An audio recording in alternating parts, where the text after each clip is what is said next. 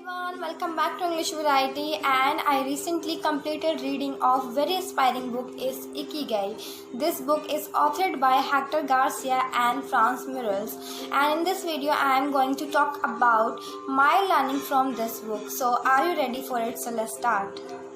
Book touches various aspects of life which can help us to achieve a long and happy life. It is based on Asian well-practiced Japanese techniques called Ikigai. If you Google the word, you get various meaning like the reason of life, happiness, joy, and purpose of life, like that. But the one I like the most is the reason to jump out of bed each morning. This one I like the most because it's related to our life and related to all others' life. Japan के एक island जिसका नाम Okinawa है, उस पर 10 लाख लोगों में से औसतन 24.55 लोग 100 साल की उम्र से ज़्यादा के हैं, जो कि पूरी दुनिया में सबसे ज़्यादा है। और ओकिनावा के एक गाँव जिसका नाम ओजमी है, उसको दुनिया में लंबी उम्र का गाँव के नाम से जाना जाता है, क्योंकि वहाँ पर सबसे ज़्यादा लंबी उम्र के लोग रहते हैं। तो आखिर ऐसा कौन सा रहस्य है जापान के लोगों के पास जो उनको इतनी लंबी उम्र देता है? इसी रहस्य के बारे में हमें ये किताब बताती है, और उस रहस्य का नाम है इकिगाई। और ये क्या है ये इकिगाई? इस शब्द का मतलब क्या है? इस किताब में हमें इकिगाई एक चित्र के माध्यम के द्वारा बताया गया है। तो चलिए शुरू करते हैं। Ikigai love, passion, profession, vocation and mission. जब आप वो काम जिससे आप प्यार करते हैं और जिसे आप करने में निपुण हैं, इन दोनों को मिला देते हैं तो बनता है पैशन। पैशन काम से प्यार करने में निपुण इक्वल टू पैशन। प्रोफेशन जब आप वो काम जिसे आप करने में निपुण हैं और उसको करने के लिए आपको पैसा भी मिलेगा, इन दोनों को मिला देते हैं तो बनता है प्रोफेशन।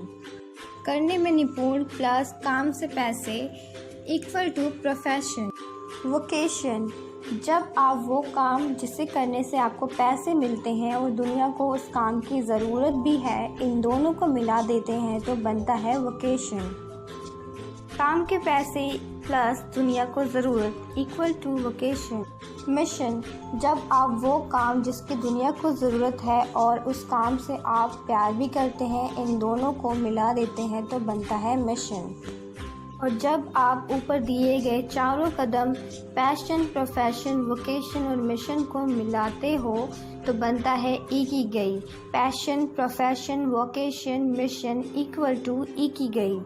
जब भी आप कोई काम करें तो अपने आप से हमेशा पूछें कि क्या वो काम आपको करने में अच्छा लगा, क्या वो काम करने में आप निपुण हैं, क्या ये काम मुझे पैसे देगा और क्या उस काम की दुनिया को ज़रूरत है। ये सवाल आप हमेशा अपने आप से पूछें जब भी आप कोई नया कार्य करने जाएं। हर किसी का अपना एक इकिगाई होता है, उसी को हमें खोजना है। जापान के लोग उसी को ढूंढ कर अपनी ज़िंदगी उसी के अनुसार जीते हैं। ऐसी और क्या चीज़ें हैं जो जापान के लोगों को इतनी लंबी उम्र और खुशहाल ज़िंदगी देती है? आइए देखते हैं। क्या आपको पता है कि जापान की भाषा में रिटायरमेंट के मतलब जैसा कोई शब्द नहीं है? जापान के लोग अपने काम से कभी भी रिटायर नहीं होते, वे पूरी ज़िंदगी कुछ ना कुछ काम करते ही रहते हैं। वहीं अगर हम दूसरी तरफ दूसरे देशों की बात करें तो लोगों को जल्दी से रिटायरमेंट चाहिए होता है, उनको कैसे भी करके अपने काम से छुटकारा चाहिए होता है, और ऐसा इसलिए होता है क्योंकि वे अपने काम से प्यार नहीं करते। जब आप कोई भी काम ज़बरदस्ती या सिर्फ पैसों के लिए करते हैं तो उस काम से आप खुश नहीं होते।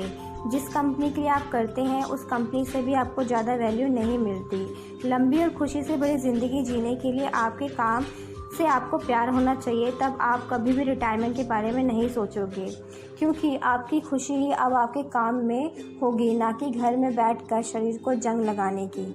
जापान के लोग कभी भी भरपेट खाना नहीं खाते, वे हमेशा अपनी भूख का 80% ही भोजन करते हैं। इसके लिए आप जब भी खाना खाएं, जैसे ही आपका पेट भरने वाला हो, तुरंत खाना बंद कर दें। शुरुआत में आपको शायद पता ना चले कि आपने 80% भोजन खा लिया है, लेकिन जैसे जैसे आपको इसको करेंगे धीरे धीरे सीख जाएंगे। जापान के लोग इसको करने के लिए एक थाली में भोजन नहीं करते, बल्कि काफ़ी सारे छोटे छोटे बर्तन में भोजन करते हैं, ताकि उनको लगे कि उन्होंने बहुत सारा खा लिया है, लेकिन असल में उन्होंने भोजन कम ही किया होता है। रिसेंट स्टडी में पता चला है कि ओकिनावा के लोग रोज़ औसतन 1800 से 1900 तक कैलोरी लेते हैं, जबकि अमेरिका के लोग औसतन 2200 से 3300 कैलोरी लेते हैं। स्ट्रेस एनिमी ऑफ लॉन्गेविटी, तनाव लंबी उम्र का दुश्मन। हेडनबर्ग यूनिवर्सिटी हॉस्पिटल ने एक स्टडी कंडक्ट की जिसमें उन्होंने 30 डॉक्टरों को जॉब इंटरव्यू के लिए भेजा, जहां उनको बहुत ही ज़्यादा कठिन सवालों को करने के लिए दिया गया। बाद में जब उनके ब्लड सैंपल लिए गए तो उनको चेक किया गया, तब पाया गया कि उनके शरीर में एंटीबॉडी ने तनाव को वैसे ही रिएक्ट किया है जैसे कि वो पैथोजेंस बीमारी को पैदा करने वाले जीव पर करती है। इसमें दिक्कत यह है कि जब ये एंटीबॉडी बनती है तो ये पैथोजेंस को मारती ही है, लेकिन साथ ही साथ हमारे हेल्दी सेल्स को भी मार देती है, जिसमें हम उम्र से ज़्यादा बूढ़े और सुस्त मालूम होते हैं। क्योंकि हम हमेशा से ऐसे नहीं थे। पहले हम शिकार के लिए जाया करते थे, सिर्फ तभी तनाव लिया करते थे, लेकिन आज छोटी छोटी बातों को सोचते रहते हैं और अपने हेल्दी सेल्स को मारते रहते हैं। पहले का तनाव सच्चा था, मतलब जब कोई जानवर आकर हमला कर देता था तो उसमें हमारी जान जा सकती थी, लेकिन आज के खतरे सिर्फ नाम मात्र के खतरे हैं जो हम सिर्फ अपने दिमाग में बना लेते हैं, लेकिन असल में वो होते ही नहीं। लेकिन ध्यान रखिए, थोड़ा सा तनाव आपके लिए अच्छा है, इसलिए नपा तुला तनाव आप ले सकते हैं, जिससे आपको काम करने में मदद मिलेगी और आप खुश रहेंगे। डोंट सिट टू मच, ज़्यादा ना बैठें। ज़्यादा देर तक बैठने से आप जल्दी बूढ़े होंगे। ज़्यादा देर तक बैठने से शायद आपको शारीरिक तौर पर आराम मिले, लेकिन इससे आपके सेल्स को नुकसान होगा, खाने का असंतुलन होगा और यहाँ तक कि आपको कैंसर जैसी बीमारी भी हो सकती है।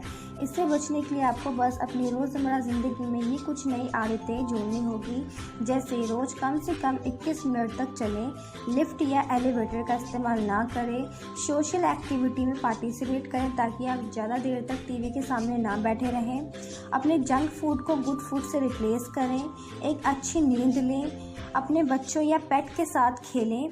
शुरुआत में आप टाइमर भी लगा सकते हैं ताकि आपको ये याद रहे कि चलने का वक्त हो गया है।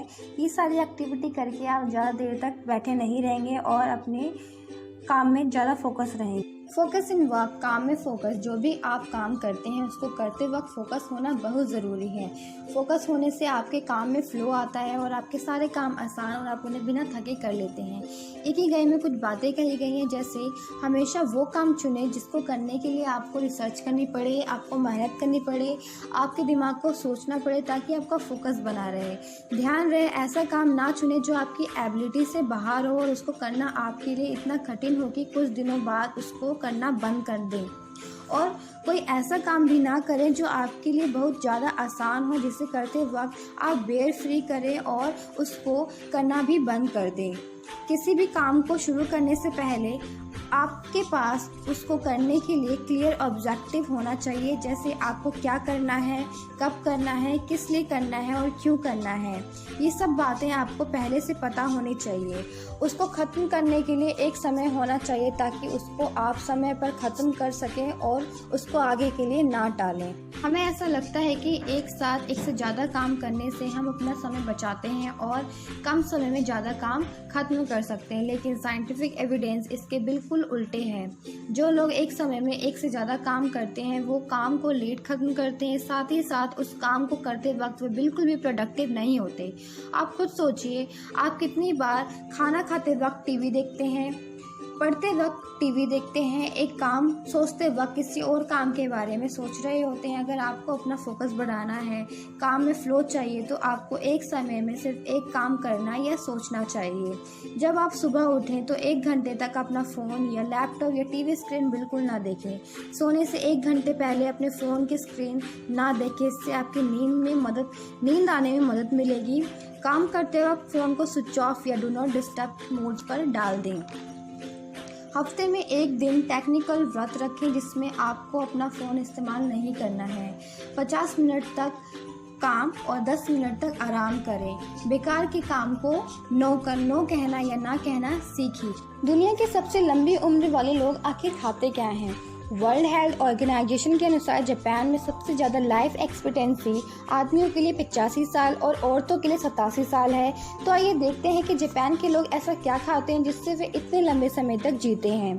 जापान के लोग क्या कम खाते हैं? जापान के ओकिनावा के लोग नमक और चीनी बहुत ही कम मात्रा में लेते हैं। वे पेट भर के नहीं खाते, भूख का 80% ही खाते हैं, जो हम पहले देख चुके हैं। जापान के लोग क्या खाते हैं? जापान के लोग रोज औसतन 18 अलग अलग तरह के फूड्स खाते हैं। फलों और सब्जियों की 5 सर्विंग हर रोज लेते हैं, जिसमें अलग अलग रंग की शिमला मिर्च, गाजर, पालक, गोभी, आलू, फलियां और सोयाबीन होती है।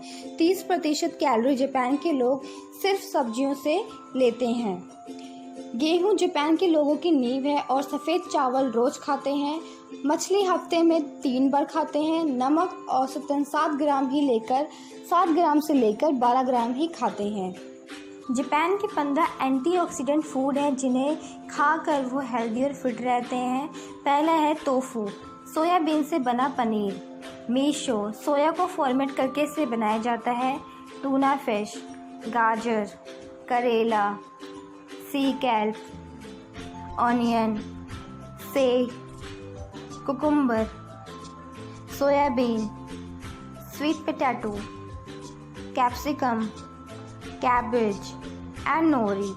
ये 15 फूड वे रेगुलर बेसिस पे खाते हैं और खाकर वे हेल्दी और फिट रहते हैं। इनके लोग जैस्मिन टी का भी रेगुलर बेसिस पे सेवन करते हैं। ये हार्ट अटैक को कम करती है, इम्यून सिस्टम को बढ़ाती है, तनाव को कम करती है और कोलेस्ट्रॉल लेवल को भी कम करती है। जापान के लोग एक और अच्छी चीज़ का सेवन करते हैं जिसका नाम है ग्रीन टी। ग्रीन टी खून में शुगर की मात्रा को कम करती है, कोलेस्ट्रॉल को कंट्रोल करती है, सर्कुलेशन को बढ़ाती है, फ्लू से बचाती है, विटामिन सी इसमें होता है, बैक्टीरिया इन्फेक्शन से बचाती है, यूवी रे से भी बचाती है। तो ये सारी चीज़ें हैं जो जापान के लोग फॉलो करते हैं। बहुत सारी अच्छी आदतें फॉलो करते हैं। जंक फूड नहीं खाते, अपने काम पे फोकस करते हैं और हमें भी इन सारी आदतों को अपनाना चाहिए अपने जीवन को अच्छा बनाने के लिए, अपनी हेल्दी लाइफ के लिए और लॉन्ग लाइफ के लिए। Find any more such a life hacks, feel free to share those in comment. Being happy and keep smiling. Don't forget to subscribe and thanks for watching.